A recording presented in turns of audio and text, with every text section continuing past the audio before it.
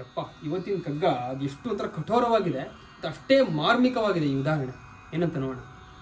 ಮೃತನ ಸಂಸಾರ ಕತೆ ಶವವಾಹಕರಿಗೇಕೆ, ಸತಿಯುಗೋಳಿಡಲಿ ಸಾಲಿಗನು ಬೊಬ್ಬಿಡಲಿ, ಜಿತ ಮನದಿ ಚಿತಿಗಟ್ಟಿ ಕೊಂಡೊಯ್ಯುತಿಹರವರು, ಧೃತಿಯ ತಳೆ ನೀನಂತು ಮಂಕುತಿಮ್ಮ.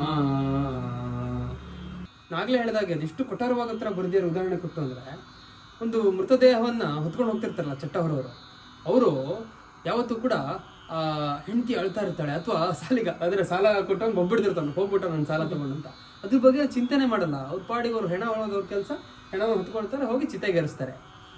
ಇದೆಷ್ಟು ಅಂದ್ರೆ ಸಹಜವಾಗಿ ಮಾಡ್ತಾರೆ, ಇದ್ರ ಬಗ್ಗೆ ಚಿಂತೆ ಮಾಡಲ್ಲ. ಹಾಗೆ ನಿನ್ನ ಜೀವನದಲ್ಲಿ ಕೂಡ ಕೆಲವೊಂದು ಬಾರಿ ನಾವು ನಿರ್ಮಮತೆಯಿಂದ ಇರಬೇಕು ಅಂತ.